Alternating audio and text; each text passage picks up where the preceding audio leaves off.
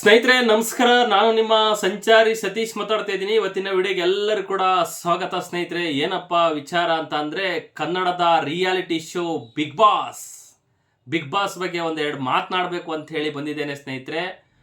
Colours ಕನ್ನಡದವರು ಮತ್ತೆ big boss ನಡೆಸುವಂತವರು ಇತಿಹಾಸ ಪುಟಗಳಲ್ಲಿ ಬರೆದಿಡ್ಕೊಳ್ಬೇಕಾದಂತಹ ಸನ್ನಿವೇಶವನ್ನ ಕರ್ನಾಟಕ ಜನ ಮಾಡಿದ್ದಾರೆ ಅಂತ ಹೇಳಿದ್ರೆ ತಪ್ಪಾಗ್ಲಿಕ್ಕಿಲ್ಲ. ಆ ರೀತಿಯಾಗಿ ಒಂದು ಕ್ರೇಜ್ ಅನ್ನ ಉಂಟು ಮಾಡಿದ್ದಾರೆ. ಇವ್ರು ಏನು 12 ಸೀಸನ್ ಅನ್ನ ಮಾಡ್ಕೊಂಡ್ಬಿಟ್ಟಿದ್ದಾರೆ. ಹಿಂದೆಗಡೆ ಎಲ್ಲ ನೋಡ್ಬಿಟ್ರೆ ಅವರು ಈ ರೀತಿಯಾಗಿ ಯಾರಿಗೂ ಕೂಡ ಒಂದು ಪ್ರಮೋಷನ್ ಕೂಡ ಮಾಡಿಲ್ಲ. ಯಾರೂ ಕೂಡ ಇಷ್ಟೊಂದು ಬಿಗ್ ಬಾಸ್ ಕಾರ್ಯಕ್ರಮವನ್ನ ಜನಪ್ರೀತಿಯಾಗಿ ಜನರು ಕೂಡ ಇಷ್ಟಪಟ್ಟಿರ್ಲಿಲ್ಲ. ಆ ರೀತಿಯಾಗಿ ಈ ಸತಿ 12ರ ಸೀಸನ್ನು ಒಂದು ಜನರ ಒಂದು ಪ್ರೀತಿ ಪಾತ್ರವಾಗಿದೆ. ಸ್ಕೂಲಿಗೆ ಹೋಗೋ ಹುಡುಗನು ಕೂಡ ಹೇಳಿದ್ರೆ ಬಿಗ್ ಬಾಸ್ ಅಲ್ಲಿ ಯಾರಪ್ಪ ಗೆಲ್ಲಬೇಕು ಅಂತ ಹೇಳಿದ್ರೆ ಗಿಲ್ಲಿ ನಟ ಗೆಲ್ಲಬೇಕು ಅಂತ ಹೇಳಿ ಒಂದು ಸನ್ನಿವೇಶ ಉಂಟಾಗಿದೆ ಅಂತ ಅಂದ್ರೆ ಅದಕ್ಕೆ ಅದ್ರೊಳಗಡೆ ಆಡ್ತಾ ಇರ್ತಕ್ಕಂಥ ಗಿಲ್ಲಿ ನಟನೆಯಿಂದ ಮಾತ್ರ ಸಾಧ್ಯ ಆಗಿದೆ ಈ ರೀತಿಯಾಗಿ ಜನಪ್ರಿಯತೆ ಪಡ್ಕೊಳ್ಳೋದ್ರಲ್ಲಿ ಅನ್ನೋದನ್ನ ನಾನು ನಿಮ್ಮ ಮುಖಾಂತರ ಹೇಳಕ್ ಬಯಸ್ತೇನೆ ಸ್ನೇಹಿತರೆ. ನೋಡಿ, ಬಿಗ್ ಬಾಸ್ ಕಾರ್ಯಕ್ರಮ ಯಾವಾಗ ಶುರುವಾಯಿತು, ಆ ಶುರುವಾದ ದಿನಮಾನಗಳಿಂದ ಬಾಕ್ಲಾಕಿದ್ರು. ಬಾಕ್ಲು ತದನಂತರ ಓಪನ್ ಮಾಡಿದ್ರು. ಆಗ ಕಿತ್ಕೊತ್ತು ನೋಡಿ ಆಟಗಳು ಶುರುವಾಗಿದ್ದು. ಯಾವ ರೀತಿಯಾಗಿ ಆಡ್ಕೊಂಬಂತು ಅಂತಂದ್ರೆ, ಅಶ್ವಿನಿ ಗೌಡ ಅವರು ಕಾಂಟ್ರವರ್ಸಿಗಳನ್ನ ಮೊದಲನೇ ಬಾರಿಗೆ ಶುರು ಮಾಡಿದ್ರು. ಅದಕ್ಕೆ ಟಕ್ಕರ್ ಕೊಡ್ಲಿಕ್ಕೆ ಗಿಲ್ಲಿ ನಟ ಯಾವ ರೀತಿಯಾಗಿ ಆಟಗಳನ್ನ ಆಡಿ ಯಾವ ರೀತಿಯಾಗಿ ಮಾತುಗಳಲ್ಲಿ ಮತ್ತೊಂದರಲ್ಲಿ ರಂಜಿಸಿದ್ರು ಅಂತ ಹೇಳಿ ಬಿಗ್ ಬಾಸ್ ಸ್ಟಾರ್ಟಿಂಗ್ ಇಂದ ನೋಡಿರೋರಿಗೆ ಗೊತ್ತಿರುತ್ತೆ ಸ್ನೇಹಿತರೆ. ಇದೆಲ್ಲ ಒಂದು ಕಡೆ ಇರಲಿ. ಇತ್ತೀಚೆಗೆ ಈಗ ಇನ್ನೇನು ಫಿನಾಲೆ ಬರ್ತಾ ಇದೆ, ಯಾರು ಗೆಲ್ಲಬೇಕು ಬಿಗ್ ಬಾಸ್ ಅಲ್ಲಿ ಅಂತೇಳಿ ಎಲ್ಲರೂ ಸುಮಾರು ಜನ ಮಾತನಾಡ್ಕೊಳ್ತಾ ಇದ್ದಾರೆ. ಗಿಲ್ಲಿ ನಟನೇ ಗೆಲ್ಲಬೇಕು ಅಂತೇಳಿ. ಅದ್ರ ಒಟ್ಟಿಗೆ ಇನ್ನೊಂದು ಕೂಡ ಕಾಂಟ್ರವರ್ಸಿ ಶುರುವಾಗ್ಬಿಟ್ಟಿದೆ ಸ್ನೇಹಿತರೆ. ಇಲ್ಲ, ಗಿಲ್ಲಿ ನಟ ಗೆಲ್ಲಲ್ಲ, ಆಲ್ರೆಡಿ ಫಿಕ್ಸ್ ಆಗಿ ಹೋಗ್ಬಿಟ್ಟಿದೆ, ಮಾತುಕತೆ ನಡೆಸ್ಬಿಟ್ಟಿದ್ದಾರೆ. ಸುಮ್ಮನೆ ಒಂದು TRPಗೋಸ್ಕರ ಗಿಲ್ಲಿ ನಟನ್ನ ಯೂಸ್ ಮಾಡ್ಕೊಂಡಿದ್ದಾರೆ. ಒಂದು 2ನೇ ಸ್ಥಾನ ಬರ್ಬೋದು, ಇಲ್ಲ 3ನೇ ಸ್ಥಾನ ಬರ್ಬೋದು, ಮತ್ತೊಂದು ಅಂತೇಳಿ ಈ ರೀತಿಯಾಗಿ ವದಂತಿಗಳು ವಾಲಂಟ್ರಿಯಾಗಿ ಅವರವರೇ ಮಾತನಾಡಿಕೊಂಡು ಈ ರೀತಿಯಾಗಿ ವೈರಲ್ ಮಾಡ್ತಾ ಇದ್ದಾರೆ ಸ್ನೇಹಿತರೆ. ನಾನು ಎಲ್ಲರೂ ಕೂಡ ಒಂದೇನೆ ಹೇಳೋದು, ಸತ್ಯವನ್ನ ನೋಡಿದಂಥ ಟೈಮ್ನಲ್ಲಿ ನಾವು ಪ್ರಮಾಣಿಸಿ ನೋಡಬೇಕಾಗ್ತದೆ. ಯಾಕೆ ಅಂತಂದ್ರೆ ನನಗೆ ಗೊತ್ತಿರೋಷ್ಟು ವಿಚಾರಗಳನ್ನ ನಿಮಗೆ ಮುಟ್ಟಿಸುವಂತ ಒಂದು ಸಣ್ಣ ಒಂದು ಪ್ರಯತ್ನವನ್ನ ಮಾಡ್ತೀನಿ. ಫಸ್ಟ್ ಟೈಮ್ ನಮ್ಮ ಯೂಟ್ಯೂಬ್ ಚಾನಲ್ ಅಲ್ಲಿ ವಿಡಿಯೋವನ್ನ ನೋಡ್ತಾ ಇರೋ ಒಂದು ಸಬ್ಸ್ಕ್ರೈಬ್ ಮಾಡಿ, ಒಂದು ಲೈಕ್ ಮಾಡಿ ಸ್ನೇಹಿತರೆ. ಅಶ್ವಿನಿ ಗೌಡ ಅವರು ಇರೋದು ಕರ್ನಾಟಕ ರಕ್ಷಣಾ ವೇದಿಕೆಯಲ್ಲಿ ಇರುವಂತದ್ದು. ಮಹಿಳೆ ರಾಜ್ಯ ಅಧ್ಯಕ್ಷರಾಗಿ ಮಹಿಳೆ ಗೌರವಾಧ್ಯಕ್ಷರಾಗಿ ಕೆಲಸವನ್ನ ಮಾಡ್ತಾ ಇದ್ರು. ತದನಂತರ ಬಿಗ್ ಬಾಸ್ಗೆ ಒಂದು ಆಫರ್ ಬಂದಂಥ ಟೈಮ್ನಲ್ಲಿ ಅವ್ರು ಬಿಗ್ ಬಾಸ್ಗೆ ಹೋಗಿದ್ದಾರೆ. ಹೋದಂಥ ಸಂದರ್ಭದಲ್ಲಿ ಈಗ ಇನ್ನೇನು ಫಿನಾಲೆ ಬರುವಂಥ ಟೈಮ್ನಲ್ಲಿ ಅವರು ಕೂಡ ಪ್ರಮೋಷನ್ಗೆ ಅಂತಂದ್ರೆ ಕರುವೆ ಏನು ಕರ್ನಾಟಕ ರಕ್ಷಣಾ ವೇದಿಕೆ ಕಾರ್ಯಕರ್ತರಿದ್ದಾರೆ, ಇಲ್ಲ ಅಶ್ವಿನಿ ಗೌಡ ಕನ್ನಡ ಹೋರಾಟಗಾರ್ತಿ, ಹಲವಾರು ಹೋರಾಟಗಳನ್ನು ಮಾಡಿದ್ದಾರೆ, ಅವರು ನಮಗೆ ಗೆದ್ದು ಬರಲಿ ಅಂತೇಳಿ ಅವರವರ ಒಂದು TV9 ಮಾಧ್ಯಮಗಳು ಹೋಗಿ ಹಿಡಿದಂಥ ಸಂದರ್ಭದಲ್ಲಿ ಮೈಕನ್ನ ಅವರಿಲ್ಲ, ನಮಗೆ ಅಶ್ವಿನಿ ಗೌಡ ಅವ್ರು ಗೆಲ್ಲಬೇಕು ಮತ್ತೊಂದು ಅಂತೇಳಿ ಈ ರೀತಿಯಾಗಿ ಉತ್ತರಗಳನ್ನು ಕೊಟ್ಟಿರ್ತಕ್ಕಂಥದ್ದು.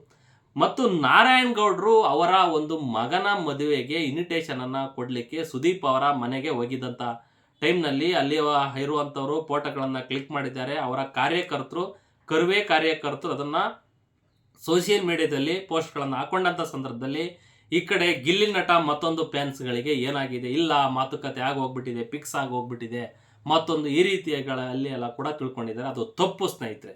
ಅವರು ಕೊಡಕ್ ಹೋಗಿದ್ದು ಅವರ ಮಗನ ಒಂದು ಇನ್ವಿಟೇಷನ್ ಅನ್ನ ಹೊರತು ಬೇರೆ ಯಾವುದೂ ಅಲ್ಲ. ಇಲ್ಲಿ ಜನರ ಅಭಿಪ್ರಾಯವೇ ಅಂತಿಮ ತೀರ್ಮಾನ ಆಗ್ಲೇಬೇಕು. ಯಾಕೆಂತಂದ್ರೆ ವಾಲಂಟ್ರಿಗಳಾಗಿ ಜನರ ಯಾವ ರೀತಿಯಾಗಿ ಪ್ರಮೋಷನ್ ಅನ್ನ ಮಾಡ್ತಾ ಇದ್ದಾರೆ, ಯಾವ ರೀತಿಯಾಗಿ ಒಂದೊಂದು ವಿಚಿತ್ರವಾಗಿ ಇವನ್ನ ಮಾಡ್ತಾ ಇರ್ತಕ್ಕಂಥದ್ದು, ಆಟೋ ಕ್ಯಾಬು ಮತ್ತೊಂದು ಇವತ್ತು ಏನೇನು ಒಂಥರ ಬೈಕ್ ರ್ಯಾಲಿ ಮತ್ತು ಯಾವ ರೀತಿಯಾಗಿ ಒಂದೊಂದು ರೀತಿಯಲ್ಲಿ ಕಂಡ್ರು ಹಲವಾರು ರೀತಿಯಲ್ಲಿ ಪ್ರಮೋಷನ್ಗಳನ್ನ ಮಾಡಿದ್ದಾರೆ. ಏನಾದ್ರೂ ಕೂಡ ಅಪ್ಪಿತಪ್ಪಿ ಬಿಗ್ ಬಾಸ್ ಅಲ್ಲಿ ಏನಾದ್ರು ಕೂಡ ಗಿಲ್ಲಿ ನಟ ಏನಾದ್ರು ಸೆಕೆಂಡು ಏನಾದ್ರು ಬತ್ತು ಅಂತ ಅಂದ್ರೆ ಕರ್ನಾಟಕ ಜನ ಸಹಿಸಲ್ಲ ಅದನ್ನ. ಇದು ಬಿಗ್ ಬಾಸ್ ಸುಳ್ಳು, ಇದು ಮತ್ತೊಂದು ಅಂತ ಹೇಳಿ ಈ ರೀತಿಯಾಗಿ ಹೇಳ್ಬಿಡ್ತಾರೆ. ಯಾಕೆ ಅಂತಂದ್ರೆ ಅಶ್ವಿನಿ ಗೌಡ ಅವರು ಕೂಡ ಸ್ಟಾರ್ಟಿಂಗ್ ಇಂದನೂ ಕೂಡ ಒಂಥರ ಗಿಲ್ಲಿಗೆ ಟಕ್ಕರ್ ಕೊಟ್ಟು ಮತ್ತೊಂದು ಗೇಮ್ಗಳನ್ನು ಆಡಿರುವಂಥದ್ದು. ಇವರಿಬ್ಬಳ ಮನರಂಜನೆಯಿಂದ ಬಿಗ್ ಬಾಸ್ ಇಲ್ಲಿ ಗಂಟ ಮೂಡ್ ಬಂದಿದ್ದೀನಿ ಅನ್ನೋದನ್ನ ನಾನು ಒಂದು ಅಭಿಪ್ರಾಯವನ್ನ ವ್ಯಕ್ತಪಡಿಸ್ತೇನೆ. ಹಾಗಾಗಿ ನನ್ನ ಒಂದು ಆನೆಸ್ಟ್ ಆಗಿ ನೀವೇನಾರು ಕೇಳ್ತು ಅಂತ ಅಂದ್ರೆ ಯಾರು ಗೆಲ್ಲಬೇಕು ನಿನ್ನ ಪ್ರಕಾರ ಅಂತ ಏನಾರು ಕೇಳಿದ್ರೆ ಗಿಲ್ಲಿ ನಟನೆ ಗೆಲ್ಲಬೇಕು ಸ್ನೇಹಿತರೆ, ನನ್ನ ಪ್ರಕಾರ. ಸೆಕೆಂಡ್ ಬೇಕಾದ್ರೆ ಅಶ್ವಿನಿ ಗೌಡ ಅವ್ರು ಬರಲಿ, ಥರ್ಡ್ ಬೇಕಾದ್ರೆ ಇವರು ರಕ್ಷಿತ್ ಅವ್ರು ಬರಲಿ ಅನ್ನೋದನ್ನ ನಾನು ನಿಮ್ಮ ಮುಖಾಂತರ ಹೇಳಕ್ ಬಯಸ್ತೇನೆ. ಯಾಕಪ್ಪ ಈ ಮಾತನ್ನ ನಾನು ಹೇಳ್ತಾ ಇದ್ದೀನಿ ಅಂತಂದ್ರೆ, ಆನ್ ಸ್ಪಾಟ್ ಗಿಲ್ಲಿ ನಟನಿಗೆ ಏನಾರು ಮಾತನಾಡಿಸಿ ನೋಡಿ, ಆನ್ ಸ್ಪಾಟ್ ಆಗಿ ಒಂದು ಡೈಲಾಗ್ ಹೊಡಿತಾನೆ, ಒಂದು ಕವನ ಸೃಷ್ಟಿ ಮಾಡ್ತಾನೆ, ಮತ್ತೊಂದು ಮಾಡ್ತಾನೆ. ಅವ್ನು ಮಾತನಾಡೋದ್ರಲ್ಲಿ ಲಾಜಿಕ್ ಇರುತ್ತೆ. ಅವನು ಒಂದು ಪದ ಮಾತನಾಡಿದರೆ ನಗಿಸುವಂಥ ಒಂದು ಕೆಪಾಸಿಟಿ ಇರುವಂಥದ್ದು ಗಿಲ್ಲಿ ನಟಕ್ಕೆ ಮಾತ್ರ ಅನ್ನೋದನ್ನು ನಾನು ನಿಮ್ಮ ಮುಖಾಂತರ ಹೇಳಕ್ಕೆ ಬಯಸ್ತೇನೆ. ಇಂಥ ಒಂದು ಟ್ಯಾಲೆಂಟ್ಗಳು ಮುಂದೆ ಬರಬೇಕು, ಇಂಥವ್ರಿಗೆ ಚಾನ್ಸ್ ಸಿಗಬೇಕು, ಮುಂದಿನ ದಿನಗಳಲ್ಲಿ ದೊಡ್ಡ ಒಂದು ನಟನಾಗಿ ಹೊರಹೊಮ್ತಾರೆ ಅನ್ನೋದು ನನ್ನ ಒಂದು ಅಭಿಪ್ರಾಯ. ಅದರಲ್ಲೂ ಮುಖ್ಯವಾಗಿ ಬಡವ್ರ ಮಕ್ಕಳು ಬೆಳಿಬೇಕು ಸ್ನೇಹಿತರೆ. ಯಾರೇ ಆಗಲಿ ಇವತ್ತು ದುಡ್ಡಿರೋರನ್ನೇ ಬೆಳೆಸೋಕಂತ ಟ್ರೈ ಮಾಡ್ತಾರೆ.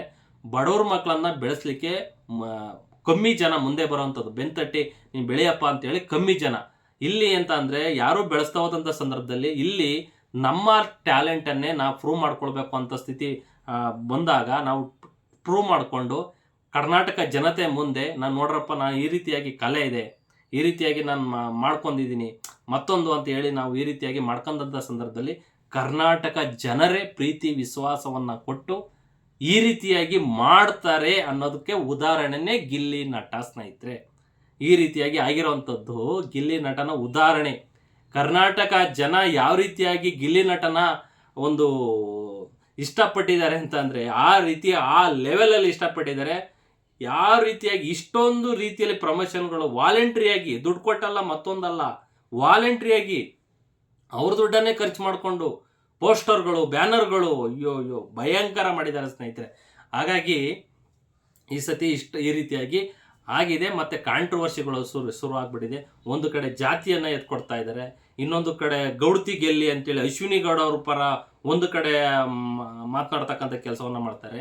ಇದರಲ್ಲಿ ಜಾತಿಗಳನ್ನು ತರಕ್ಕೆ ಹೋಗ್ಬೇಡಿ ಸ್ನೇಹಿತರೆ. ಯಾಕೆ ಅಂತಂದರೆ ಇಲ್ಲಿ ಇರುವಂಥದ್ದು ಅವನ ಕಲೆ, ಅವನ ಟ್ಯಾಲೆಂಟು ಮತ್ತೊಂದು, ಅದನ್ನೇ ಮೇನ್ ಪಾಯಿಂಟ್ ಆಗೋದು.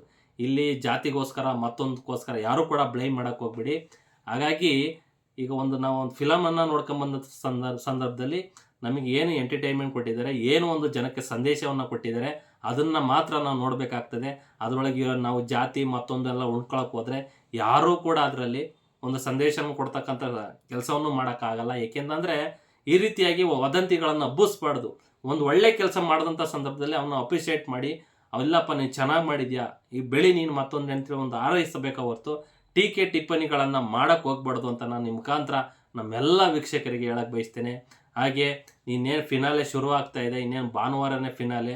ಯಾರು ಗೆಲ್ಲಬೇಕು ನಿಮ್ಮ ಪ್ರಕಾರ, ಯಾರು ಜನರ ಮನರಂಜಿಸೋರು ಯಾರು, ನಿಮಗೆ ಫೇವ್ರೇಟ್ ಕಂಟೆಸ್ಟೆಂಟ್ ಯಾರು ಅನ್ನೋದನ್ನು ತಪ್ಪದೆ ನಮ್ಮ ಕಮೆಂಟ್ ಬಾಕ್ಸಲ್ಲಿ ತಿಳಿಸಿ. ನಾನು ಅಶ್ವಿನಿ ಗೌಡ ಅವರು ಗೆಲ್ಲಬಾರ್ದು ಅಂತ ನಾನು ಹೇಳ್ತಾ ಇಲ್ಲ. ಅವರು ಕೂಡ ಈ ನಾವು ಬಿಗ್ ಬಾಸನ್ನು ನೋಡಿದಂಥ ಸಂದರ್ಭದಲ್ಲಿ ಅವರು ಕೂಡ ಒಂದು ಸೆಕೆಂಡ್ ಪ್ಲೇಸಿಗೆ ಬರುವಂತಹ ಎಲ್ಲ ಚಾನ್ಸು ಇದೆ. ಅವ್ರು ಸೆಕೆಂಡ್ ಪ್ಲೇಸ್ ಬರಲಿ, ಬೇಕಾದರೆ ಗಿಲ್ಲಿ ನಟನಿಗೆ ಒಂದು ಫಸ್ಟ್ ಪ್ರೈಸನ್ನು ಬರಲಿ ಅನ್ನೋದನ್ನು ನಾನು ಮುಖಾಂತರ ನಮ್ಮೆಲ್ಲ ವೀಕ್ಷಕರ ಪರವಾಗಿ ನನ್ನ ಒಂದು ವಿಚಾರಗಳನ್ನು ನಾನು ನಿಮ್ಮ ಮುಂದೆ ವ್ಯಕ್ತಪಡಿಸಿದ್ದೇನೆ. ಏನಾದರೂ ಕೂಡ ನಾನು ಮಾತನಾಡಿದ್ರಲ್ಲಿ ಏನಾದರೂ ಕೂಡ ತಪ್ಪಿದರೆ ಕ್ಷಮೆ ಇರಲಿ ಅನ್ನೋದನ್ನು ಕೂಡ ಹೇಳ್ತಾ, ನಿಮ್ಮ ಅನಿಸಿಕೆ ಅಭಿಪ್ರಾಯಗಳನ್ನು ಕಮೆಂಟ್ ಮುಖಾಂತರ ತಿಳಿಸಿ. ಹಾಗೆ ಫಸ್ಟ್ ಟೈಮ್ ನಮ್ಮ ಯೂಟ್ಯೂಬ್ ಚಾನಲಲ್ಲಿ ವಿಡಿಯೋವನ್ನು ನೋಡ್ತಾರೆ ಒಂದು ಸಬ್ಸ್ಕ್ರೈಬ್ ಮಾಡಿ ಸ್ನೇಹಿತರೆ. ನಮಸ್ಕಾರ ಸ್ನೇಹಿತರೆ, ಎಲ್ಲರೂ ಕೂಡ ಜೈ ಹಿಂದ್, ಜೈ ಕರ್ನಾಟಕ.